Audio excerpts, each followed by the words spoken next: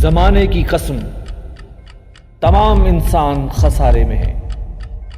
سوائے ان کے جو ایمان لائے، جنہوں نے نیک عمل کیے، جنہوں نے ایک دوسرے کو حق کی نصیحت کی، جنہوں نے ایک دوسرے کو صبر کی تلقین کی۔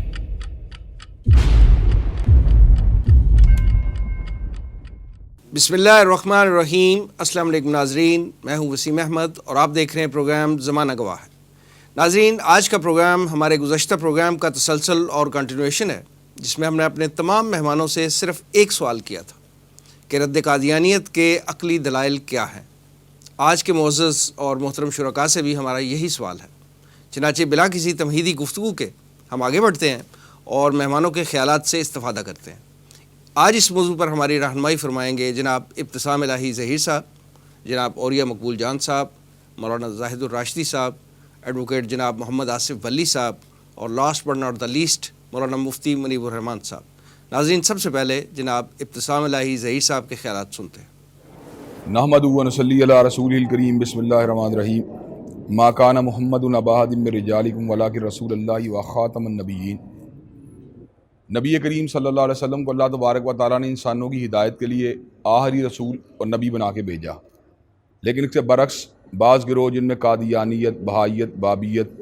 اور دیگر نیشن آف اسلام سبمیٹر جیسے گروہ شامل ہیں، وہ نبی کریم صلی اللہ علیہ وسلم کی بعثت کے باوجود بھی اس بات پہ مصر ہیں کہ نبی کریم صلی اللہ علیہ وسلم کے بعد ایک نئے نبی کے آنے کے امکانات بدستور موجود ہیں۔ جب ہم اس بات کے اوپر عقلی اعتبار سے غور کرتے ہیں تو یہ بات ان کی بالکل بھی عقل کے ساتھ بھی مطابقت نہیں رکھتی۔ اگرچہ شریعت اسلامیہ میں اس بات کے دلائل متعدد ہیں کہ اللہ تبارک و تعالیٰ نے خود، اسی طرح حضرت رسول اللہ صلی اللہ علیہ وسلم نے خود اس بات کا اعلان فرما دیا کہ ان کے بعد کوئی نبی نہیں ہوگا، لیکن ہم یہ بات عقلی اعتبار سے سمجھتے ہیں کہ اللہ تبارک و تعالیٰ نے حضرت رسول اللہ صلی اللہ علیہ وسلم کو جمیع انسانیت کے لیے رسول بنا کے بھیجا۔ اگر آپ ایک بستی کے نبی، ایک بستی کے رسول ہوتے تو یہ بات سمجھ میں آتی تھی کہ آپ کے بعد کسی دوسری بستی میں کسی نئے رسول کے آنے کے امکانات پیدا ہو جاتے، لیکن چونکہ اللہ تبارک و تعالیٰ نے آپ کو جمیع انسانیت کے لیے ہادی، رہنما، بشیر اور نذیر بنا دیا، تو یہ بات سمجھ میں آتی ہے کہ آپ کے بعد کسی نئے نبی کے کسی بھی علاقے کے اندر آنے کے کوئی امکانات بھی باقی نہیں رہے۔ دوسری بات یہ ہے کہ اللہ تبارک و تعالیٰ نے آپ کو ایک ایسی کامل شریعت عطا فرمائی جس میں اعتقادات، اسی طرح معاملات، اسی طرح عبادات کے حوالے سے کوئی تشنگی باقی نہیں رہی۔ جب حضرت رسول اللہ صلی اللہ علیہ وسلم کی عطا کردہ شریعت ہر قسم کی تشنگی سے خالی ہے تو ہم اس بات کا کیوں کر گمان کر سکتے ہیں کہ نبی کریم صلی اللہ علیہ وسلم کے بعد کسی رسول یا کسی نبی کے حوالے سے اس بات کا گمان کیا جائے کہ وہ آگے اس تشنگی کو دور کرے گا جو سابقہ شریعت میں باقی رہ گئی ہو، جب ہمارا اس بارے میں ہم کنونس ہیں کہ نبی کریم صلی اللہ علیہ وسلم کی شریعت میں کوئی قسم کی تشنگی، کوئی حلا موجود نہیں، تو ظاہری بات ہے پھر آپ کے بعد کسی نئے نبی کے بارے میں امید رکھنا یا اس کی آمد کا انتظار کرنا بذات خود اس بات کی طرف جو ہے آپ کے دل کے اندر ایک اندیشے یا وسوسے کی طرف اشارہ کرتا ہے کہ گویا آپ اپنی شریعت کو تشنا سمجھتے ہیں۔ تیسری بات یہ ہے کہ پیش آمدہ مسائل کے حوالے سے ہم یہ بات سمجھتے ہیں کہ اللہ تبارک و تعالیٰ نے امت میں ایسے مجتہدین کو پیدا کیا ہے جو اللہ تبارک و تعالیٰ کے فضل و کرم سے کتاب و سنت کی روشنی میں، اسی طرح اجماع اور قیاس کی روشنی کے اندر ان تمام کے تمام معاملات کو حل کرنے کی پوزیشن کے اندر ہیں جو نئے پیش آمدہ مسائل ہیں۔ تو کتاب و سنت کی عطا کردہ بصیرت کو لے کر اگر اہل علم جو ہیں وہ لوگوں کے مسائل کو اجتہادی طور پہ حل کر سکتے ہیں تو ہم اس بات کی کیوں توقع کریں یا اس بات کی کیوں ضرورت محسوس کریں کہ نبی کریم صلی اللہ علیہ وسلم کی آمد کے بعد اور آپ کی بعثت کے بعد کوئی نیا نبی ہو سکتا ہے۔ اگرچہ روایات اور آپ کے اپنے ارشادات اور قرآن مجید کی آیات جو اس مسئلے کے اندر ہمارے لیے کافی و شافی ہیں، لیکن جب ہم قرائن کے اوپر بھی غور کرتے ہیں، جب ہم شریعت کی مکمل ہونے کو دیکھتے ہیں، جب ہم اجتہادی اعتبار سے علماء کرام کے بلند مقام کو دیکھتے ہیں تو ہم یہ بات سمجھ جاتے ہیں کہ حضرت رسول اللہ صلی اللہ علیہ وسلم کی آمد کے بعد یقیناً کسی نئے نبی کے آنے کے کوئی بھی امکانات جو ہیں باقی نہیں رہے۔ وہ لوگ جو حضرت رسول اللہ صلی اللہ علیہ وسلم کے بعد کسی نئے نبی کی بات کرتے ہیں وہ خود بھی کسی نہ کسی فقہ کے ساتھ اپنی وابستگی کا اظہار کرتے ہیں اور اس بات کا اعلان کرتے ہیں کہ فلاں فلاں معاملات کے اندر فلاں فلاں امام کی بات کو مانیں گے، تو اس کا مطلب یہ ہے وہ خود اپنے آپ کو اس قابل نہیں سمجھتے کہ وہ اپنی رہنمائی کے ذریعے لوگوں کو فقہی معاملات میں گائیڈ کر سکیں۔ اور ہم نے اس بات کو ہمیشہ دیکھا ہے کہ اللہ تبارک و تعالیٰ کے فضل و کرم سے جو فقہا ہیں انہوں نے جس انداز میں فقہی مسائل کو حل کیا، جس انداز میں اجتہادی معاملات کو طے کیا، جس انداز کے اندر اجتہادی معاملات میں امت کی رہنمائی کا فریضہ انجام دیا، اور جس انداز کے اندر اجتہادی آراء کو ایک دوسرے کی قبول کیا، اس کے بعد کسی نئے نبی کے آنے کے کوئی امکانات یا اس کی کوئی ضرورت باقی نہیں رہی۔ اسی طرح ہم یہ بات بھی دیکھتے ہیں کہ سابقہ شریعتوں کے بعد امتداد زمانہ کی وجہ سے کچھ ایسے حالات جو رونما ہو گئے جن کو طے کرنے کے لیے ان شریعت کی تعلیمات جو تھی وہ کافی و شافی نہیں تھی، لیکن حضرت رسول اللہ صلی اللہ علیہ وسلم کو اللہ تعالیٰ نے ایک ایسی دائمی شریعت عطا فرمائی ہے جو ہر دور کے اندر بالکل تر و تازہ ہے، اور اس کی تر و تازگی کو دیکھ کر ہم اس بات کو محسوس کرتے ہیں کہ نبی کریم صلی اللہ علیہ وسلم کے بعد کسی نے نبی کے آنے کے کوئی بھی امکانات باقی نہیں رہے۔ اسی طرح ہم یہ بات بھی سمجھتے ہیں جو نبی ہوتا ہے اللہ تبارک و تعالیٰ کے حکم سے اس میں حکمت پائی جاتی ہے، دنائی پائی جاتی ہے، وزڈم پائی جاتی ہے، بصیرت پائی جاتی ہے، مردانگی پائی جاتی ہے، وہ شاعری سے دور ہوتا ہے، وہ لغو اور لہو سے دور ہوتا ہے۔ لیکن ہم جب مرزا قادیانی کی شخصیت کے اوپر غور کرتے ہیں تو اس کے یہاں پر شاعری والی باتیں بھی نظر آتی ہیں، لغویات والی باتیں بھی نظر آتی ہیں، لہو و لعب والی باتیں بھی نظر آتی ہیں، فضولیات والی باتیں بھی نظر آتی ہیں، بد کلامی والی باتیں بھی نظر آتی ہیں، حتیٰ کہ گالی گلوچ و سب و شتم والی باتیں بھی نظر آتی ہیں۔ تو یقیناً اس کے کردار اور سیرت کو دیکھ کر بھی ہم اس بات کو بآسانی طور پہ پہچان جاتے ہیں کہ نبی کریم صلی اللہ علیہ وسلم کے بعد دعویٰ نبوت کرنے والا یہ شخص ہر اعتبار سے جھوٹا ہے، ہر اعتبار سے کذاب ہے، ہر اعتبار سے زندیق ہے، اور اس زندیق، کذاب اور مرتد شخص جو ہے اس کی پیروی کے اندر کسی بھی قسم کی کوئی بھی فلاح جو ہے اس کی راستہ ہمارے پاس موجود نہیں، نہ ہی کوئی امکانات موجود ہیں۔ نبی کریم صلی اللہ علیہ وسلم کو اللہ تبارک و تعالیٰ نے ویسے بھی شریعت بیضا دی تھی جو راتوں کو بھی اس انداز میں منور کرنے والی تھی جس انداز میں دن منور ہوتے ہیں۔ آپ نے دین کے تمام معاملات کے اندر ہر قسم کی پیچیدگی کو دور فرما دیا، اور آپ نے دین کو جس انداز میں کنوے کر دیا اس کا آج ہم یہ بھی نتیجہ دیکھ سکتے ہیں جہاں پہ کتاب و سنت ہمارے پاس محفوظ حالت کے اندر موجود ہے، وہیں پر اللہ تبارک و تعالیٰ نے زبان عربی کا وہ تازگی عطا فرما دی ہے کہ قیامت کی دیواروں تک کے لیے زبان عربی تر و تازہ ہو چکی ہے۔ زبان عربی کا دوام و تسلسل، اسی طرح ہمارے لٹریچر کا محفوظ و مامون ہونا، قرآن مجید کا تغیر و تبدل سے پاک ہونا، اور احادیث طیبہ کا ہمارے پاس بالکل محفوظ حالت میں موجود ہونا اس بات پر دلالت کرتا ہے۔ یہ تمام کی تمام چیزوں کو اس لیے محفوظ رکھا گیا کہ ان کے اندر بنی نوع انسان کی ہدایت کے تمام سامان، تمام لوازمات قیامت کی دیواروں تک موجود تھے، وگرنہ ان کے اندر کوئی نہ کوئی تغیر، کوئی نہ کوئی تبدل جو تھا رونما ہو جاتا۔ جب اللہ تبارک و تعالیٰ نے قرآن مجید کو تبدل سے پاک رکھا، حدیث پاک کو محفوظ و مامون رکھا، اور زبان عربی کی پوری طرح حفاظت فرمائی ہے، تو یہی بات جو ہے ہوش مند بندے کی عقل کو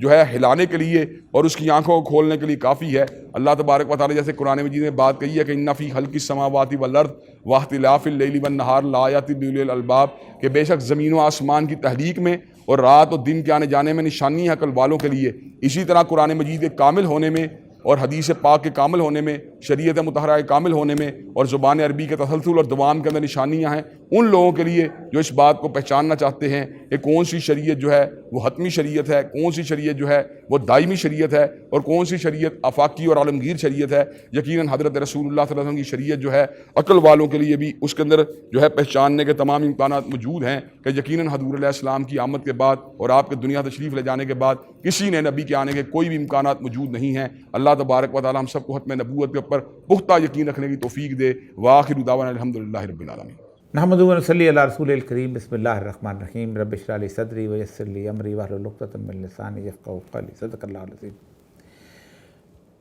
برصغیر پاک و ہند میں جو مرزا غلام احمد قادیانی کا فتنہ ہے، یہ کوئی نئی چیز نہیں ہے، یہ ایک تسلسل ہے جو گزشتہ 200-300 سالوں سے اس امت مسلمہ کے خلاف ایک سازش کے تحت بنایا جا رہا تھا، اور اس سازش کا تسلسل آخر میں مرزا غلام احمد قادیانی کی صورت میں ایک بہت بڑی ضروریت کی صورت میں وجود میں آیا۔ صلیبی جنگوں کے بعد یورپ منہ تو ٹھنڈا ہو کے بیٹھ گیا تھا، لیکن کلونیل پاور جسے کہتے ہیں، نو آبادیاتی قوتیں جو تھیں پوری دنیا میں گھومنا شروع ہو گئی اور نئے علاقے فتح کرنے شروع کر دیے۔ اس میں فرینچ تھے، برٹش تھے، ڈچ تھے اور پورچگیز تھے۔ یہ سارے کے سارے تھے عیسائی، سارے ایک دوسرے کی گردنیں بھی مارتے تھے، سب کچھ کرتے تھے، لیکن اس کے باوجود بھی جب کسی پادری کو لگانا ہوتا تھا تو برسلس میں ایک ان کا جوائنٹ اجلاس ہوتا تھا، وہاں سے اس پادری کو لگایا جاتا تھا اور سوچا جاتا تھا کہ وہاں رومن کیتھلک بہتر رہے گا، وہاں پروٹیسٹنٹ بہتر رہے گا، وہاں کون سا مذہب کا جو فالوور ہے وہ بہتر رہے گا تاکہ اس کو لگایا جائے۔ تقریباً 400 سال کی اس بہت بڑی جدوجہد کے بعد آخر میں جب انہوں نے دیکھا کہ ہم نے لیبرری سینٹر کوڑیوں کے بنا دیے، اسکول بنا دیے، کالج بنا دیے، کیا کچھ کر دیا، اس کے باوجود بھی ٹوٹل جو تھی کچھ 450-500 لوگ جو تھے وہ مسلمانوں سے انہوں نے عیسائیت قبول کی۔ تو انہوں نے کہا یہ تو بہت چنے ہیں، جیسے کہتے ہیں لوہے کے، یہ نہیں۔ تو کون سی ایسی چیز ہے جو ان سے دور کی جائے؟ تو اس میں دو چیزیں بہت امپورٹنٹ تھیں. ایک تو بنیادی طور پر انہوں نے کہا تھا کہ اسلام کا جو پرٹیکولر نظام تعلیم ہے اس کا مقابلہ کس سے کیا. دوسرا یہ ہے کہ جہاد کے بارے میں ایک خاص ایسی کیفیت پیدا کی جائے کہ اگر اس کو ہی لوگوں نے چھوڑنا شروع کر دیا اور اس پہ عقلی دلیل شروع ہو گئیں تو پھر معاملہ ٹھیک ہو جائے گا. حیرانی کی بات یہ ہے کہ 1781 میں سب سے پہلا دینی مدرسہ جو ہے وہ انگریزوں نے کھولا تھا، مسلمانوں نے نہیں. اس کا نام تھا کلکتہ مدرسہ. مسلمانوں کا دینی مدرسہ کوئی نہیں ہوتا تھا، ایک ہی مدرسہ ہوتا تھا جس میں تفسیر بیضاوی کے کچھ ٹکڑے تھے اور اس کے بعد حدیث ہوتی تھی اور باقی دنیاوی علم ہوتا تھا، جس سے ساری سول سروس بنتی تھی، جس سے وہ معمار بنتے تھے جو تاج محل بنایا، جس سے وہ سارے کا سارا جوڈیشل سسٹم سارے کا سارا چلتا تھا. اس مدرسے کے بعد ایک بحث چلی، اور وہ بحث چلی کہ یہاں پر جو ہے وہ لارڈ ولیم بینٹنگ جو ہے وہ ایک قسم کا مسلمانوں کا ہو گیا ہے اور ہمیں بھی اجازت دی جائے ہم وہاں جا کے اب مشنری اسکول کھولیں. انہوں نے مشنری اسکول کھولے. ان مشنری اسکولوں میں پہلا جو کام شروع کیا گیا تھا وہ یہ تھا کہ ببلیکل ایتھکس پڑھانے کے ساتھ ساتھ مسلمانوں کو کہا گیا تھا ہمارے ساتھ مناظرے کرو. اور ان میں اکثر ہوتا یہ تھا کہ چونکہ مسلمان ہمارے علماء کرام جو تھے اس وقت جدید دنیا کے علوموں سے اس لیے کٹ گئے تھے کہ گزشتہ 30-32 سال ان کے مدارس کو بند کر دیا گیا تھا. جب پہلی دفعہ 1757 میں پلاسی کی جنگ جیتی انگریز نے تو یہی کام انہوں نے کیا. تو ان کے لیے بڑا مسئلہ ہوتا تھا چیزیں دیکھنا. اس کے مقابلے میں وہ عیسائی پادری جو جیت جاتے تھے. جو آخری بڑا مناظرہ ہوا ہے وہ ہوا ہے 1851 کے اندر آگرہ کا، جس کے بعد مسلمانوں نے کہا تھا کہ ہم نہیں کریں گے مناظرے کیونکہ ظاہر بات ہے ہمارے لوگ خراب ہوتے ہیں اور ہم اسکولوں سے بچوں کو اٹھا لیں گے. اس دوران ایک شخصیت کو ابھارا جاتا ہے، وہ ہے مرزا غلام احمد قادیانی. اب اس شخص کی ٹریننگ دیکھیں، کسی دینی مدرسے کا پڑھا ہوا نہیں ہے وہ شخص، ایک ریگولر سیکولر ایجوکیشن اس کا پڑھا ہوا بندہ ہے. کسی دینی معاملات کے اندر اس کی جسے کہتے ہیں نوکری یا پیشہ یا اس سے وابستگی نہیں ہے. ایک ڈپٹی کمشنر کا آفس ہے جو کہ کلونیل پاور کی علامت ہے، اس کے اندر اس شخص کی ساری ٹریننگ ہوتی ہے. وہ شخص جو ہے وہ پہلے تو ساری کی ساری بحثیں جو ہیں وہ جیتنا شروع ہو جاتا ہے اور اس کو ایک امت کا ایک جسے کہتے ہیں نا بنا کے بھیجا کہ جاؤ اور کیا بات ہے، ایک آدمی آ گیا، ایک عالم پیدا ہو گیا اور اس طرح کا شخص. اس کے ساتھ اس کو تصوف کا تڑکا لگوایا گیا اور پھر اس کے بعد اس کے ارد گرد لوگوں کو جمع کیا گیا. اچانک جمع نہیں ہوتے، دلیل کی بنیاد پہ اس نے جمع کیا کہ دیکھو یہ صورتحال ہے. اور وہ ایک حدیث کا استنباط جو ہے بہت عام لیا جاتا ہے کہ رسول اکرم صلی اللہ علیہ وسلم فرمایا کہ حضرت عیسیٰ جب آئیں گے تو اس کے بعد خنزیر کو ختم کر دیں گے اور صلیب کو توڑ دیں گے اور پھر جہاد کوئی نہیں ہوگا. تو ظاہر بات ہے جہاد کے ختم کرنے کے لیے ایک جعلی عیسیٰ کی ضرورت تھی، ایک مصنوعی عیسیٰ کی ضرورت تھی. اور وہ مصنوعی عیسیٰ کو بنانے سے پہلے اس کو مکاشفات اور سارا چیزیں جو ہیں اس کے اوپر. اب وہ صورتحال جو ہے جو بیان کی جاتی ہے ریکارڈز کے اندر، سول سروس کے بھی وہاں ریکارڈ ملتی ہے کہ آخری جب اس کا مناظرہ ہو رہا تھا تو پادری نے یہ ثابت کرنا شروع کر دیا کہ دیکھو میری بات سنو، یہ ہیں تمہارے رسول کے حدیث. ان حدیث کے مطابق آج عورتیں گھر گھر ڈانس بھی ہو رہا ہے، اس کا والدین کے نافرمان بھی ہو گئے. وہ جو 72 علامات کے حدیث ہیں اس کے سامنے پیش کر دیں. اب ظاہر بات ہے تھوڑی تھوڑی تو سب کچھ ہو گئی تھی جو اس سارے اس میں آنے والی تھیں. اس کا مطلب یہ ہے کہ اگر یہ سب کچھ ہو گیا تو سیدنا عیسیٰ کہاں ہیں؟ کہتے ہیں کہ مناظرے میں مناظرہ جیتنا ہوتا ہے تو اس نے کہا عیسیٰ تمہارے سامنے کھڑا ہے. پھر اس نے وہ پھر دلیل دینی شروع کی، دیکھو برائی نے دیا میں نے یہ کہا تھا. پھر اس نے ایک تصور نکالا اس کے اندر کہ بنیادی طور پر سیدنا عیسیٰ علیہ السلام جو ہیں یہ ایسے نہیں آئیں گے کہ جیسے وہ رسول اللہ صلی اللہ علیہ وسلم بیان کیا ہے، کیونکہ یہ ساری کی ساری جو ہیں یہ علامتیں ہیں اور جیسے سونے کا پہاڑ علامتوں سے نکلنا ہے. دجال کی سواری جو ہے اس کے بہت بڑے بڑے جو بازو ہوں گے اور اس کے دم جتنے آگ ہوگی تو وہ جہاز ہے. یہ ساری علامتیں ہیں جو رسول اللہ نے بتائی ہیں، اس لیے میں بھی ایک علامت. لیکن اس سے غلطی ہو گئی اور بہت امپورٹنٹ غلطی ہے. اس کا میں نے آج تک کسی قادیانی سے جواب نہیں لیا، وہ نہیں دے سکا مجھے، اور وہ بڑی کمال بنی. اس کے مرزا کی ایک کتاب ہے حمامۃ البشرا، انہوں نے روحانی خزائن کے اندر جمع کر دی ہے. اس کے اندر انہوں نے آخر الزمان کی بحث کرتے ہوئے لکھا کہ ہر وہ رسول اللہ کی پیشگوئی جو آخر الزمان کے بارے میں ہے اس کے بارے میں ہم تشبیہ سے کام لیں گے. فرات کے کنارے سونے کا پہاڑ نکلا، پیٹرو ڈالر سمجھ آ جاتی ہے. फलां जगह ये हुआ, औरत अपनी बेटी को जन्म देगी और लौंडी अपने आका को जन्म देगी, समझ आ जाती है, सरोगेट मदर है, दूसरी चीज़ें। एक जगह उसने कहा कि एक जगह जहाँ रसूलुल्लाह सल्लल्लाहु अलैहि वसल्लम पेशगोई करते हुए कसम उठाएं, वहाँ वैन ही वही चीज़ होगी। और आप देख लें 4,500 हदीस का मजमूआ है, नईम बिन हम्माद की किताब है, किताब अल-फित्न 2000 हदीसें हैं। हर बाब में अल्लाह के रसूल सल्लल्लाहु अलैहि वसल्लम ने एक जगह सिर्फ कसम उठाई है कि मैं मोहम्मद सल्लल्लाहु अलैहि वसल्लम कसम उठाता हूँ उस अल्लाह की जिसमें कब्ज़े में मेरी जान है, तुम में ईसा इब्ने मरियम ज़रूर उतरेंगे। मिर्ज़ा ग़ुलाम अहमद ना ईसा है और ना मरियम का बेटा है।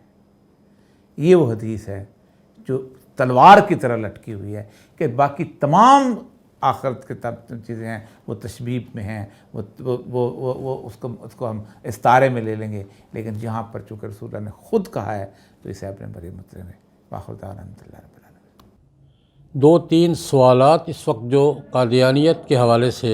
उठ रहे हैं, ज़्यादा उठाए जा रहे हैं, शुरू से सवालात हैं, उन 2-3 सवालात का जायज़ा लेना चाहूँगा। कादियानी कहते हैं उनको जो मिर्ज़ा ग़ुलाम अहमद कादियानी को नबी या मेहदी या इमाम, मुक़्तदा, पेशवा तस्लीम करके उनके पैरोकार हैं, वो कादियानी कहलाते हैं। उनके 2 हिस्से हैं, एक कादियानी और एक लाहौरी। उस तकसीम की तरफ जाए बगैर मैं पहला सवाल जो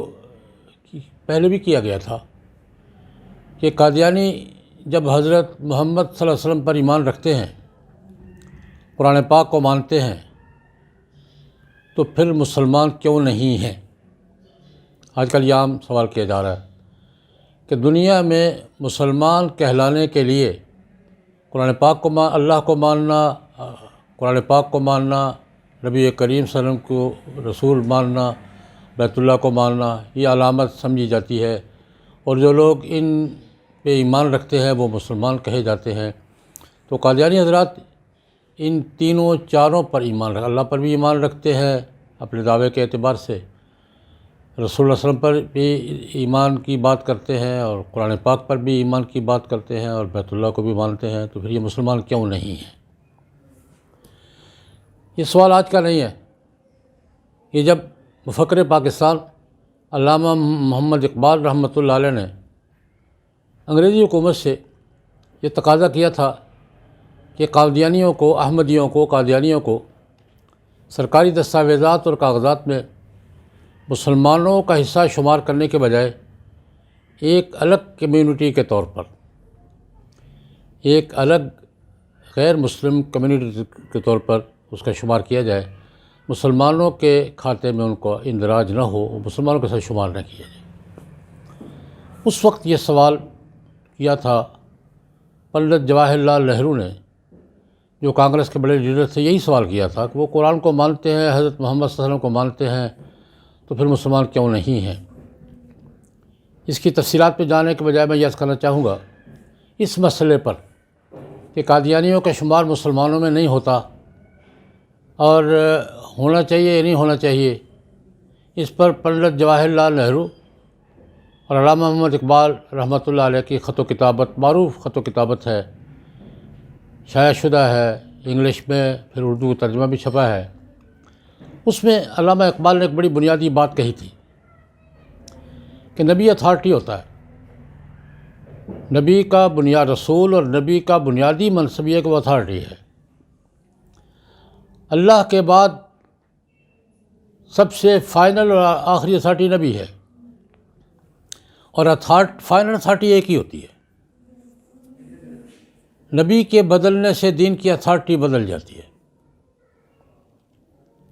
नबी के बदलने से दीन की अथॉरिटी बदल जाती है।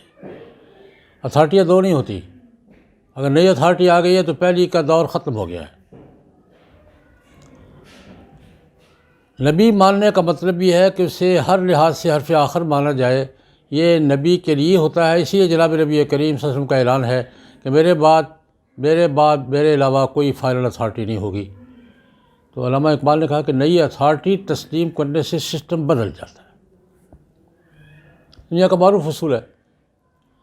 نئی اتھارٹی، دیکھیں میں ایک بات عرض کیا، دو اتھارٹیاں نہیں چلتی، فائنل اتھارٹیاں کبھی دو نہیں ہوئی۔ فائنل اتھارٹی ہر ادارے میں، ہر شعبے میں ایک ہی ہوتی ہے۔ کسی ادارے کے دو جنرل مینیجر برابر اختیارات کے نہیں ہوتے۔ کسی ملک کے دو افراد، چیک اینڈ بیلنس ضروری ہوتا ہے، صدر اور وزیر اعظم میں چیک اینڈ بیلنس ضروری ہوتا ہے، اور ہر ملک کے نظام میں چیک اینڈ بیلنس ہے، فائنل ایک ہی ہے، دو نہیں ہے۔ جس ادارے میں برابر کے اختیارات کے دو سربراہ ہوں گے وہ ادارہ نہیں چلے گا۔ علامہ اقبال نے کہا اتھارٹی نبی کے بدلنے سے اتھارٹی بدلتی ہے، اور اتھارٹی بدلنے سے مذہب بدل جاتا ہے۔ تو یہ علامہ اقبال اور پنڈت جواہر لال نہرو کی خط و کتابت کے حوالے سے میں جدید تعلیم یافتہ حضرات سے یہ عرض کرنا چاہوں گا کہ وہ اگر اس کو اس تناظر میں سمجھنا چاہتے ہیں تو اس خط و کتابت کا اور علامہ اقبال کے خطوط کا مطالعہ کریں، تاکہ علامہ اقبال کا موقف سمجھ میں آئے کہ وہ قادیانیوں کو مسلمانوں کے کھاتے میں شمار کرنے کی مخالفت کیوں کر رہے تھے، اور انہوں نے انگریزوں سے کیوں مطالبہ کیا تھا کہ وہ جو مرضی لکھے، الگ لکھے، غیر مسلم کمیونٹی لکھیں، جو اس عنوان سے یاد کریں، لیکن مسلمانوں کے ساتھ ان کو ایک رجسٹر پہ، ایک صفحے پہ، ایک پیج پر شمار نہ کیا جائے۔ دوسری بات یہ عرض کرنا چاہوں گا کہ دیکھیں ماضی کی تاریخ بھی یہ ہے، انبیاء کرام علیہم الصلوات و تسلیمات تشریف لاتے رہے، نبی کے آنے سے نیا مذہب کا آغاز ہوا ہے۔ نوح علیہ السلام کا اپنا مذہب تھا، ہود علیہ السلام کا اپنا مذہب تھا، صالح علیہ السلام کا اپنا مذہب تھا، لوط علیہ السلام کا اپنا مذہب تھا، ابراہیم علیہ السلام کا اپنا مذہب تھا۔ یہ مذاہب کا، اور نبی کے بدلنے سے مذہب بدل جاتا رہا ہے۔ دنیا کے معروف مذاہب کو دیکھ لیں، یہودی، اس لیے یہودی کہلاتے ہیں، حضرت موسیٰ علیہ السلام کو مانتے ہیں اور تورات کو مانتے ہیں۔ میرا سوال یہ ہے کہ تو میں بھی مانتا ہوں، حضرت موسیٰ علیہ السلام کو اور تورات کو میں بھی مانتا ہوں، الحمدللہ پورے شرح صدر کے ساتھ ایمان رکھتا ہوں، احترام کرتا ہوں، عقیدت رکھتا ہوں۔ تو کیا مجھے دنیا کے کسی فورم پر یہودی اللہ نہ کرے کہ میں ایسا کروں، لیکن دنیا کے کسی فورم پر یہودی کہلانے کا حق ملے گا؟ حضرت موسیٰ علیہ السلام پر، تورات پر ایمان رکھتے ہوئے میں یہ کہوں کہ مجھے یہودی تسلیم کیا جائے، نہیں کریں گے۔ عیسائی کہا جاتا ہے اسے، مسیحی یا عیسائی، جو حضرت عیسیٰ علیہ السلام کو مانتے ہیں، انجیل کو مانتے ہیں، وہ میں بھی مانتا ہوں الحمدللہ، عیسائیوں سے زیادہ مانتا ہوں، اصل انجیل کو بھی اور سیدنا عیسیٰ علیہ السلام کو بھی۔ بلکہ میری تو تمنا اور دعا رہتی ہے عیسیٰ علیہ السلام تشریف لائے تو اللہ پاک مجھے ان کے جھنڈے کے نیچے، ان کے کیمپ میں کھڑا کرے۔ خواہش بھی یہی ہے، تمنا بھی یہی ہے، کوشش بھی یہی ہے، تو زیادہ مانتا ہوں۔ لیکن عیسیٰ علیہ السلام اور انجیل کو ماننے کے باوجود میں مسیحی کہلانے کا حقدار نہیں ہوں، اس لیے کہ میں موسیٰ علیہ السلام کو، تورات کو ماننے کے بعد، عیسیٰ علیہ السلام اور انجیل کو ماننے کے بعد جناب نبی کریم صلی اللہ علیہ وسلم اور قرآن کو بھی مانتا ہوں۔ اور غور فرمائیں، جس طرح موسیٰ علیہ السلام اور انجیل تورات پر ایمان رکھنے والے لوگ، ان لوگوں میں سے جن لوگوں نے عیسیٰ علیہ السلام اور انجیل کو مان لیا، وہ پہلو سے الگ ہو گئے، نیا مذہب بن گیا۔ موسیٰ علیہ السلام، تورات، عیسیٰ علیہ السلام، انجیل کو ماننے والے لوگوں میں سے یا دوسرے لوگوں میں سے جنہوں نے حضرت محمد صلی اللہ علیہ وسلم کو اور قرآن کو مان لیا، وہ الگ مذہب بن گئے۔ یہاں ایک اشکال ہوتا ہے کہ بنی اسرائیل میں تو نبی مسلسل آتے رہے یا مذہب نہیں بدلتا رہا۔ دیکھیں، مذہب صرف ایک ہے، وحی، نبی، ایک ہے ساتھ کتاب اور شریعت۔ نبی صاحب شریعت آئے گا، مذہب بدل جائے گا، پہلی شریعت اور ہوگی، یہ شریعت اور ہوگی۔ اور مرزا غلام احمد صاحب کے ماننے والے بھی کہتے ہیں، خود بھی کہتے ہیں میں صاحب شریعت ہوں، نبی بھی ہوں، رسول بھی ہوں۔ نبی اور شریعت کے آنے سے، جس طرح عیسیٰ علیہ السلام کے آنے سے یہودیت کے بہت بڑا حصہ عیسائیت میں منتقل ہو گیا، جناب نبی کریم صلی اللہ علیہ وسلم اور قرآن کے آنے سے بہت سے لوگ وہاں سے بھی آئے، دوسرے بھی ایک نیا مذہب تشکیل پا گیا.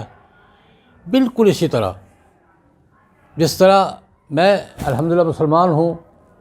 لیکن موسیٰ علیہ السلام اور تورات پر ایمان رکھنے کے باوجود یہودی کہلانے کا حقدار نہیں ہوں. حضرت عیسیٰ علیہ السلام اور انجیل کو پر مکمل ایمان رکھنے کے باوجود عیسائی کہلانے کا حقدار نہیں ہوں. اسی طرح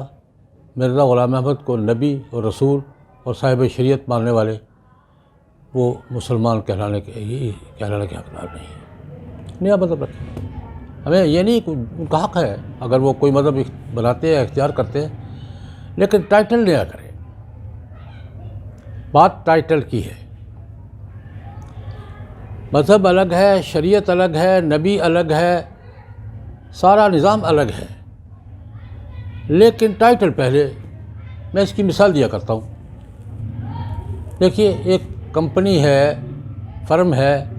100 سال سے کام کر رہی ہے. اس کا ایک نام ہے، ٹریڈ مارک ہے، مونوگرام ہے، جس کی وجہ سے اس کی ساکھ ہے. مارکیٹ اس کے مونوگرام کو پہچانتی ہے اور اس کے ٹریڈ مارک کو پہچانتی ہے، نام کو پہچانتی ہے.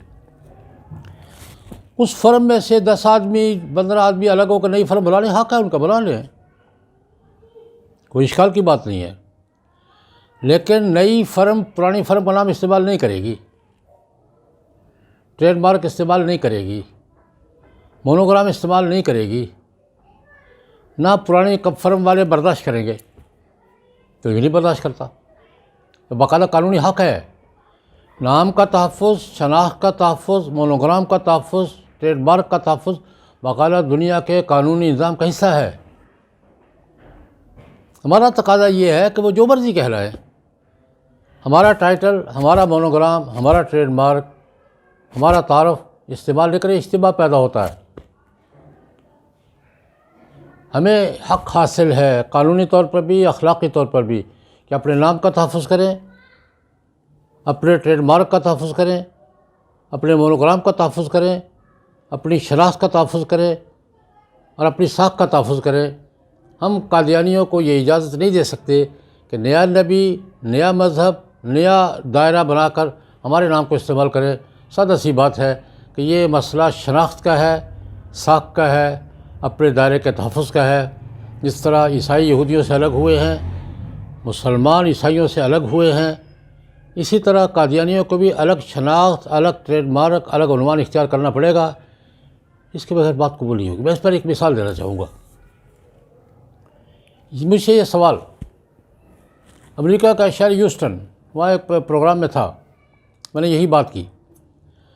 تو ایک صاحب نے مجھ سے سوال کیا کہ جناب، قادیانی احمدی کہتے ہیں، احمدی حضرت محمد صلی اللہ علیہ وسلم کو اور قرآن پاک کو مانتے ہیں، تو آپ مجھے مسلمان تسلیم کیوں نہیں کرتے؟ میں نے ان سے سوال کیا، میرے بھائی، آپ کے امریکہ میں ایک فرقہ ہے عیسائیوں کا، مورمنس، نیا نبی مانتے ہیں. مورمن نیا نبی مانتے ہیں، نئی کتاب ہے ان کی ایک کتاب ہے جس کو بائبل کا حصہ کہتے ہیں. وہ باقی عیسائی نہیں مانتے ان کو. بڑا فرقہ ہے، اس مسیحیت کے نام سے ہے، حضرت عیسیٰ علیہ السلام کے ٹائٹل کے ساتھ ہے، امریکہ میں ہے، بڑا مؤثر ہے، مالدار ہے، منظم ہے. میرا ان سے سوال یہ تھا کہ عیسائی دنیا کے 3 بڑے ادارے، پاپائی روم، آرچ بشپ آف کنٹربری جو سربراہ ہیں پروٹیسٹنٹ کے، اور آرتھوڈاکس کا چرچ، یونان چرچ، ان مورمنس کو اپنی رکنیت دینے کو تیار ہیں. وجہ اس طرح Vatican city, archbishop of Canterbury اور یونان کا آرتھوڈاکس چرچ مورمنس کو عیسیٰ علیہ السلام پر ایمان کے باوجود، انجیل پر ایمان کے باوجود، بائبل پر ایمان کے باوجود اپنے دائرے میں شامل کرنے کو تیار نہیں ہیں، اس بنیاد پر کہ وہ نئی وحی کی بات کر رہے ہیں اور نئی کتاب کی بات کر رہے ہیں. بالکل اسی طرح ہمارا موقف بھی ہے کہ ہم قادیانیوں کو اپنے وجود کا حصہ تسلیم کرنے کو تیار نہیں ہیں. ان کو الگ شناخت کرنی پڑے گی، خواہ بخواہ ان کو ہمارا اور دنیا کا وقت ضائع نہیں کرنا چاہیے. تیسرا سوال، یہ سوال بھی ہوتا ہے کہ جناب ٹھیک ہے چلو الگ صحیح، ان کے کوئی انسانی اور شہری حقوق بھی ہیں یا نہیں؟ یہ بڑا اہم سوال ہے کہ پاکستان میں ان کو جو انسانی حقوق، شہری حقوق، سول رائٹس، مذہبی حقوق وہ حاصل ہیں یا نہیں؟ میں اس کا تو بالکل حاصل ہے، لیکن سوال یہ ہے کہ وہ کسی دستور اور ضابطے کے تحت حاصل کریں گے یا جو حقوق وہ خود طے کرنے کے وہی ملیں گے؟ کسی ملک کی کسی کمیونٹی کو جو حقوق ملتے ہیں وہ کسی سسٹم کے تحت ملتے ہیں یا آزادانہ جو اس کو وہ حق قرار دے وہ مل جائے گا ان کو؟ کسی ملک میں کسی کمیونٹی کے حقوق کے تعین کا سب سے بڑا معیار دستور ہوتا ہے، ملک کا دستور معیار ہے۔ قادیانی ملک کے دستور کو تسلیم نہیں کر رہے۔ دستور نے، پارلیمنٹ نے جمہوری اصولوں پر، قومی اصولوں پر، جمہوری اصولوں پر کسی ابہام کے بغیر ملک کی پارلیمنٹ نے بھی، عدالت عظمیٰ نے بھی، سول سوسائٹی نے بھی متفقہ فیصلہ کیا ہوا ہے۔ ہم قادیانیوں کے حقوق سے انکار نہیں کرتے، لیکن ان کے حقوق مسلمان کے ٹائٹل کے ساتھ نہیں ہوں گے،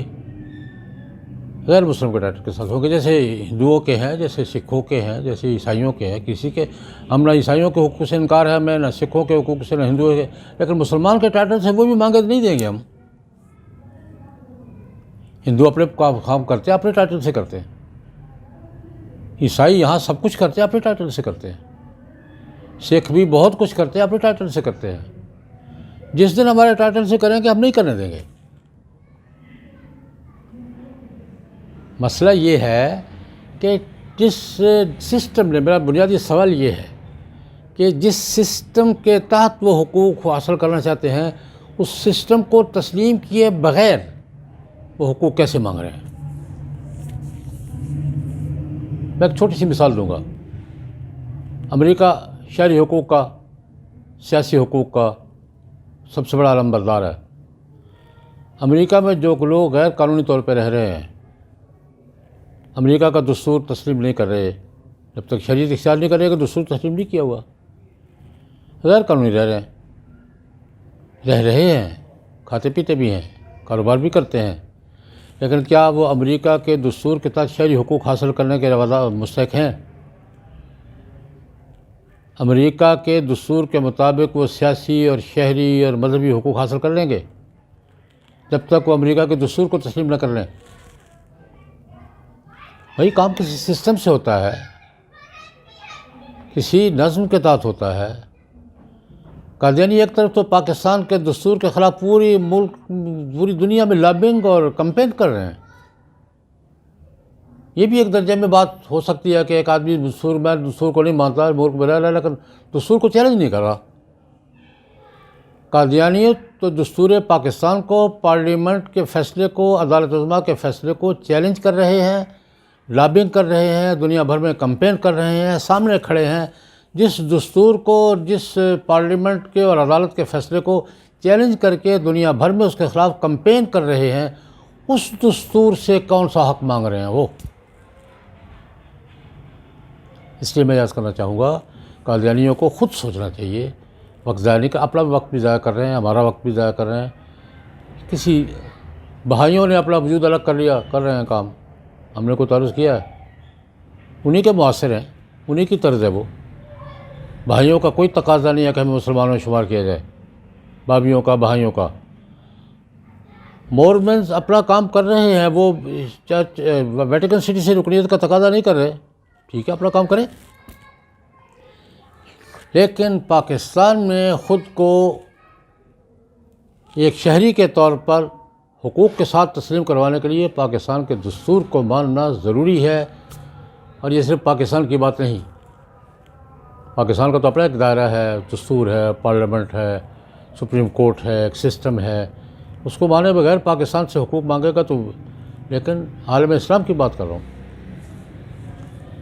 عالم اسلام میں، پورے عالم اسلام میں میرا چیلنج ہے، ہمیں 20 فرقے ہوں گے،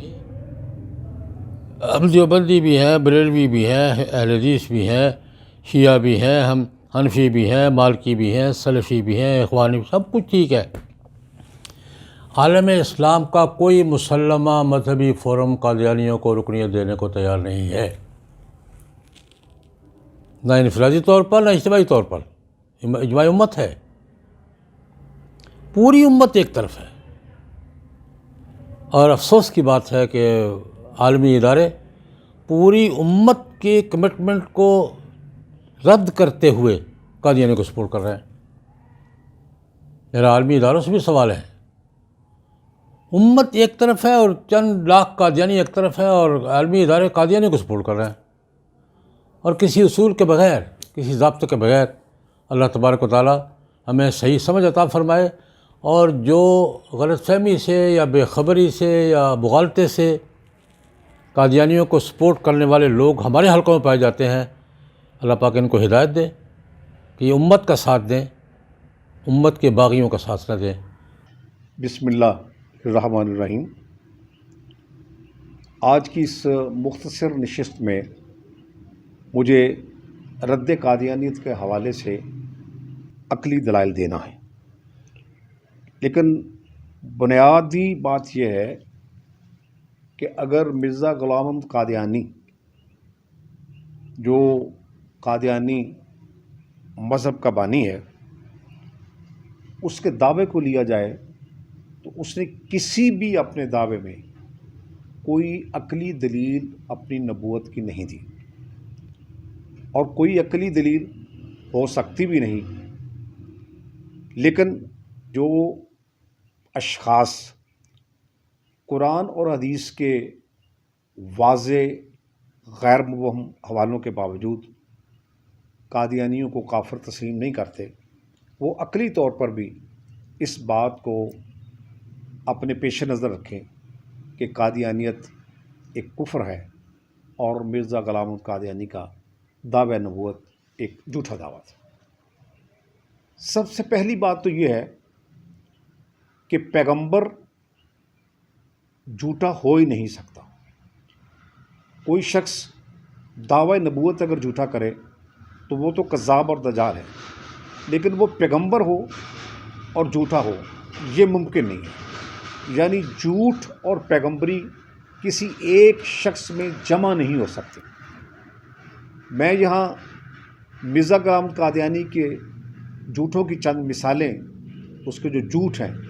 بالکل صریحاً کھلے اور واضح جھوٹ، وہ آپ کے سامنے رکھنا چاہتا ہوں، اور اگر وہ اپنے ان جھوٹوں کے حوالے سے جو لاتعداد ہیں، جن سے میں چند مثالیں میں آپ کو دوں گا، وہ جھوٹا ثابت ہو جاتا ہے، تو اس سے بڑی عقلی دلیل اور کیا ہو سکتی ہے کہ اس شخص کا دعوی نبوت بھی جھوٹا تھا۔ مرزا قادیانی کی تحریر کا حوالہ دے رہا ہوں۔ ازالہ حوام کتاب ہے، اور یہ روحانی خزائن جو ہیں اس کی جلد 3 اور صفحہ 140۔ مرزا لکھتا ہے کہ 3 شہروں کا نام اعزاز کے ساتھ قرآن شریف میں درج کیا گیا ہے: مکہ، مدینہ اور قادیان۔ یہ کشف تھا۔ اب مرزا غلام احمد قادیانی 3 شہروں کا نام لے رہے ہیں۔ اب قرآن حکیم کا الحمد سے لے کر والناس تک آپ مطالعہ کر لیں، کہیں بھی قادیان کا لفظ قرآن حکیم میں نہیں ہے۔ تو یہ اتنا بڑا جھوٹ ہے، اور پھر قرآن حکیم کے اوپر جھوٹ ہے کہ وہاں لفظ قادیان کا نہیں ہے۔ یہ ایسے ہی ہے کہ جیسے کوئی شخص یہ کہہ دے کہ میں نے قرآن میں سیالکوٹ شہر کا ذکر دیکھا ہے، لاہور شہر کا ذکر دیکھا ہے، میں نے قرآن میں ہندوستان کا لفظ دیکھا ہے۔ تو یعنی یہ ایک محمل سی بات ہے، ایک جھوٹ ہے۔ اور جب ہم اس کسوٹی پر مرزا غلام قادیانی کی شخصیت کو پرکھتے ہیں، اس کا جائزہ لیتے ہیں، تو وہ ایک جھوٹے شخص کے طور پر ہمارے سامنے آتا ہے۔ پھر وہ اس کے بعد اگر دعوی نبوت کرتا ہے، یا دعوی نبوت کرنے والے شخص کی جہالت، لا علمی یا شعوری طور پر جھوٹ کا یہ عالم ہے کہ وہ شخص ایک ایسے شہر کا نام لیتا ہے جس شہر میں وہ خود پیدا ہوا اور جس شہر میں وہ دفن بھی بعد میں ہوا، تو وہ اس شہر کا نام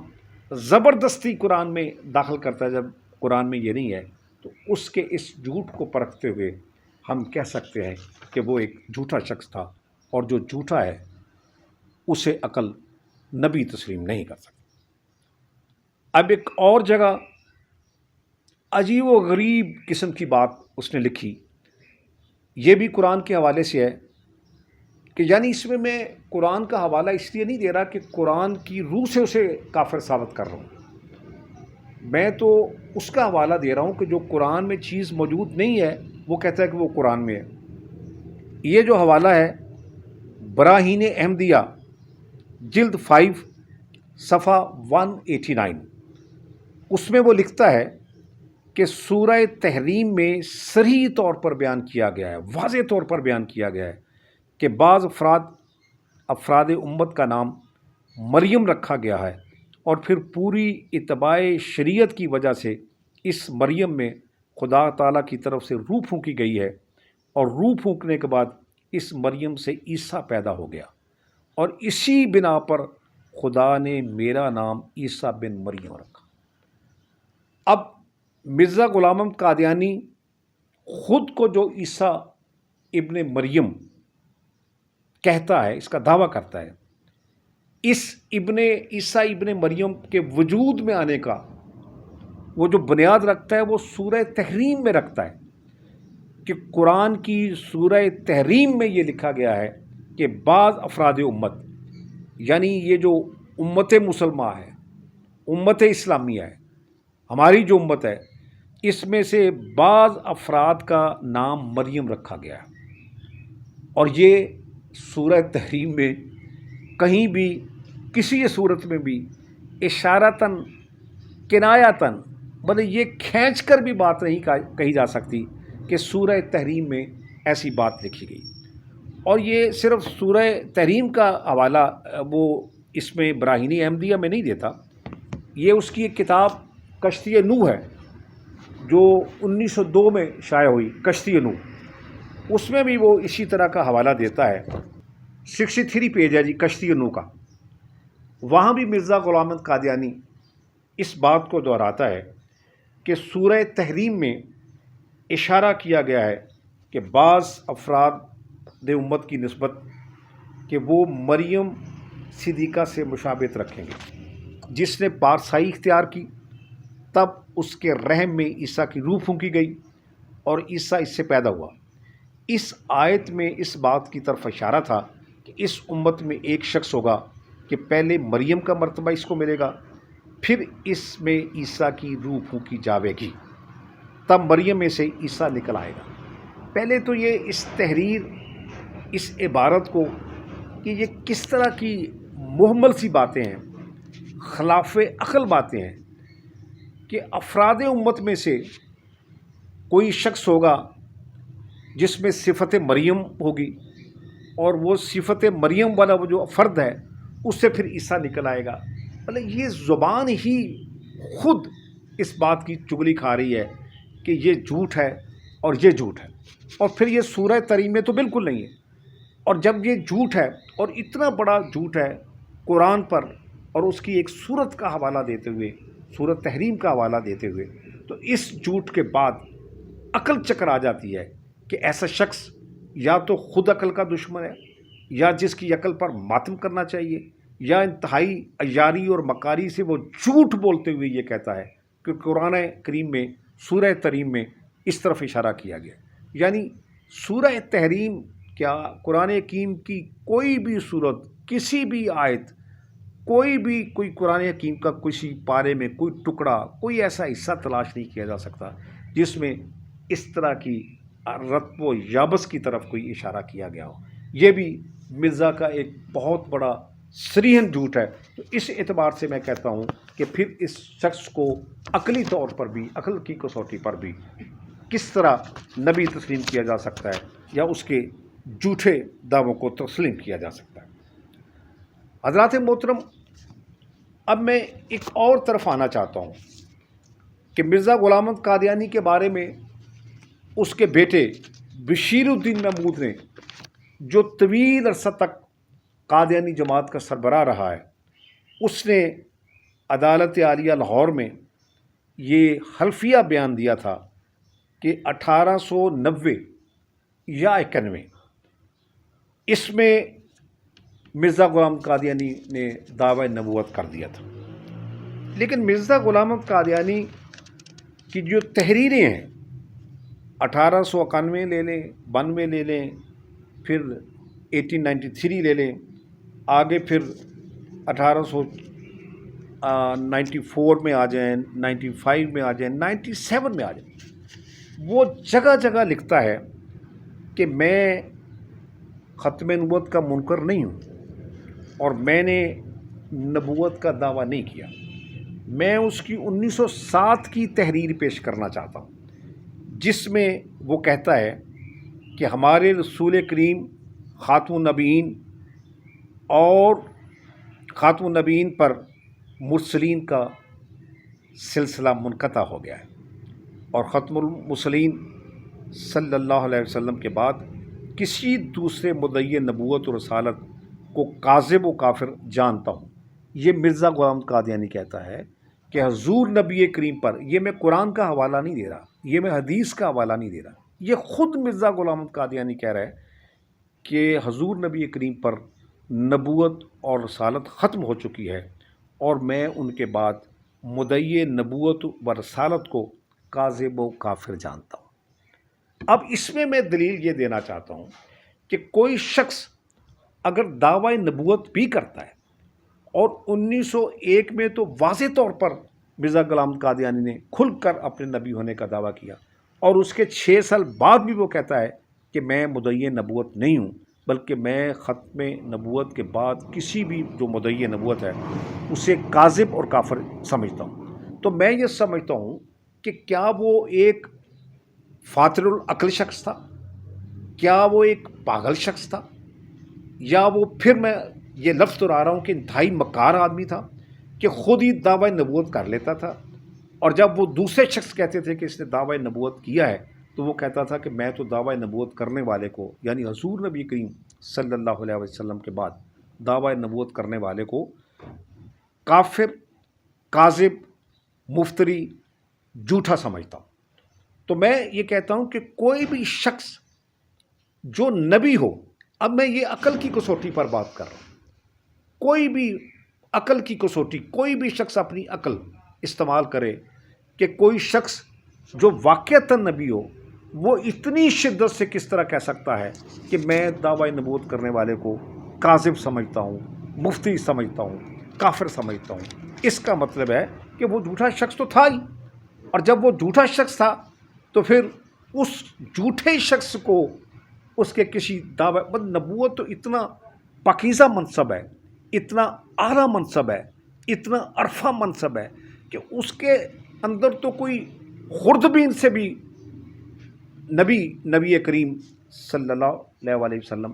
یا جتنے بھی پیغمبر اللہ تعالیٰ کے برگزیدہ پیغمبر ہیں، حضرت آدم سے لے کر رسول مقبول صلی اللہ علیہ وسلم تک،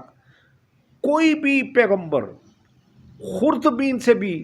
ان کی گفتار میں، ان کی کردار میں، ان کے عمل میں، ان کے کسی دعوے میں جھوٹ تلاش نہیں کیا جا سکتا۔ یہ کیسا جھوٹا شخص ہے، یہ کیسا کذاب شخص ہے جو خود ہی دعوی نبوت کرتا ہے اور خود ہی کہتا ہے کہ میں تو ایسے شخص کو میں کافر سمجھتا ہوں۔ تو اس صورتحال میں یہ سمجھتا ہوں کہ اس سے زیادہ پھر عقل کی کسوٹی کیا ہو سکتی ہے اس کے دعوی نبوت کو مسترد کرنے کے لیے۔ خاتم النبیین صلی اللہ علیہ وآلہ وسلم کے وصال فرمانے کے بعد جو پہلا فتنہ برپا ہوا وہ انکار ختم نبوت کا تھا، اور اس امت کے بہترین نفوس، چنیدہ نفوس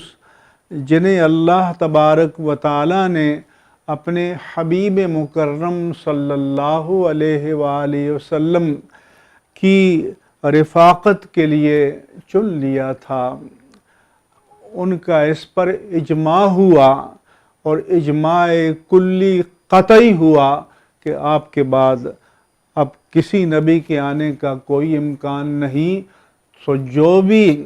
نبوت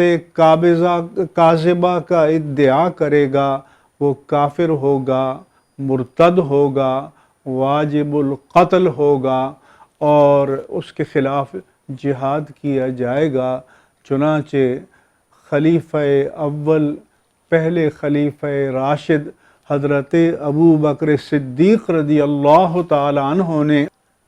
جہاد کیا، فتنہ انکار ختم نبوت کا خاتمہ کیا، فتنہ ارتداد کا خاتمہ کیا، اور اس پر صحابہ کرام کا اجماع رہا، کسی ایک صحابی کا بھی تخلف اس سے ثابت نہیں ہے۔ اسی طرح جیسے ہمارے اس خطے میں ایک شخص نے جھوٹی نبوت کا دعویٰ کیا تو پھر اسلامی جمہوریہ پاکستان کی پارلیمنٹ نے مکمل اتفاق رائے سے دوسری آئینی ترمیم کی صورت میں یہ قرارداد پاس کی کہ آپ صلی اللہ علیہ وآلہ وسلم کے بعد جو بھی نبوت کا دعویٰ کرے گا، جو ایسے مدعی نبوت کو معاذ اللہ نبی مانے گا یا اسے مجدد و مصلح مانے گا یا اسے مسلمان بھی مانے گا، تو وہ بھی کافر، مرتد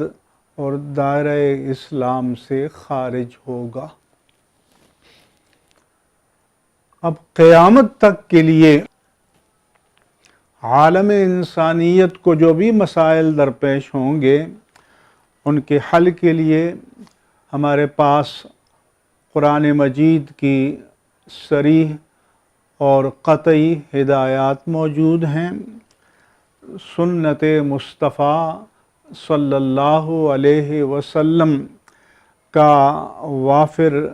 ثابت شدہ ذخیرہ موجود ہے، اس کے بعد امت کا اجماع ہے، پھر ائمہ کے اجتہادات اور تعلیمات ہیں، ان کی روشنی میں ہر مسئلے کا حل دریافت کر لیا جائے گا، ہر مسئلے کا حل نکل آئے گا۔ اب عقلاً بھی کسی نبی کے آنے کی کوئی ضرورت باقی نہیں رہی۔ اب قیامت تک کے لیے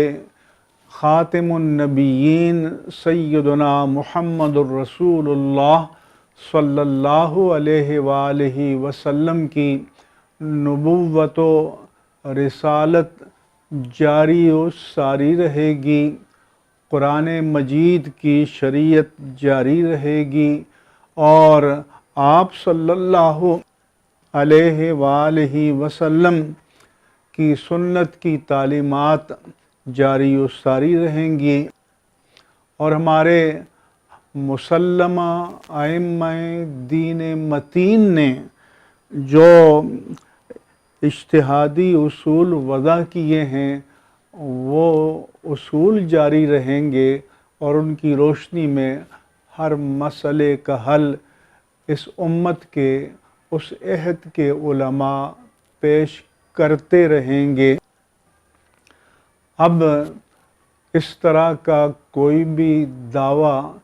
دین میں تخریب ہوگی، فساد ہوگا، تفرق، تفریق اور انتشار کا باعث ہوگا، اور امت کی ذمہ داری ہے کہ وہ ہر دور میں ایسے فتنے کا سد باب کریں، سرکوبی کریں، اسے جڑ سے اکھیڑ دیں تاکہ دین اپنی اصلی شکل میں قیامت تک کے لیے جاری و ساری رہے۔ اللہ تعالی ہم سب کو اس کی توفیق عطا فرمائے، آمین یا رب العالمین، بجاہ سید المرسلین، وآخر دعوانا ان الحمد للہ رب العالمین۔ ناظرین، پروگرام کے آخر میں جہاں مجھے تمام شرکاء کا شکریہ ادا کرنا ہے، وہاں تمام قادیانی خواتین و حضرات سے ایک گزارش بھی کرنا چاہوں گا کہ اس پروگرام میں رد قادیانیت کے حوالے سے پاکستان کے معروف دانشوروں اور جید علماء کرام نے جو عقلی دلائل پیش کیے ہیں، آپ ٹھنڈے دل و دماغ سے اس پر ضرور غور فرمائیے گا، شاید کہ اتر جائے تیرے دل میں میری بات۔ ویسے تو سورہ مائدہ کی آیت نمبر 3 میں الیوم اکملت لکم دینکم واتممت علیکم نعمتی ورضیت لکم الاسلام دینا، یعنی آج میں نے تمہارے لیے دین مکمل کر دیا ہے اور تم پر اپنی نعمت پوری کر دی ہے اور تمہارے لیے اسلام کو بحیثیت دین پسند کیا ہے، جیسی کیٹیگوریکل آیت کے نزول کے بعد تو کسی ذلی یا بروزی نبی کی گنجائش ہی نہیں بچتی۔ لیکن ہم دیکھتے ہیں کہ ایک عرصے سے قادیانیت دنیا میں ایگزسٹ کر رہی ہے۔ ہم نے اس پروگرام میں کوشش کی ہے کہ آئین، قانون اور شرعی دلائل سے بالکل ہٹ کر عقلی اور منطقی انداز میں، یعنی 2 اور 2 4 کی طرح قادیانیوں کے عقائد اور نظریات کے خلاف دلائل پیش کر کے انہیں قائل کرنے کی کوشش کریں کہ آپ کا دعویٰ اور کلیم درست نہیں ہے۔ ناظرین، یہ بات تو یقیناً آپ کے علم میں ہوگی کہ انسان کی اصل کامیابی تو وہ ہوگی جس دن اللہ رب العزت اپنے بندے کو عذاب جہنم سے بچا کر اپنی عظیم نعمتوں والی جنت میں داخل فرمائے گا۔ اور جہاں ہمارا یہ ایمان ہے کہ کل نفس ذائقۃ الموت، کہ ہر جان کو موت کا مزہ چکھنا ہے، وہاں یہ ارشاد باری تعالیٰ بھی ضرور ہمارے پیش نظر رہنا چاہیے کہ وَكُلُّهُمْ آتِيهِ يَوْمَ الْقِيَامَةِ فَرْدًا، کہ روز قیامت اللہ کے حضور ہم میں سے ہر شخص نے اکیلے حاضر ہونا ہے۔ تو یہاں رک کر سوچنے کا مقام ہے کہ کیا میں نے اور آپ نے اپنے ایمان و عمل سے اللہ رب العزت کے سامنے انفرادی طور پر پیش ہونے کی تیاری کر لی ہے؟ اس دعا کے ساتھ کہ اللہ تعالیٰ ہم سب کو جب تک زندہ رکھے، اسلام پہ زندہ رکھے، ہمیشہ صراط مستقیم پر چلنے کی توفیق عطا فرمائے، اور روز قیامت ہمارا شمار اپنے پیارے حبیب حضرت محمد صلی اللہ علیہ وآلہ وسلم کے امتیوں میں فرما دے۔ آمین یا رب العالمین۔ وسیم احمد کو اجازت دیجیے، اللہ نگہبان۔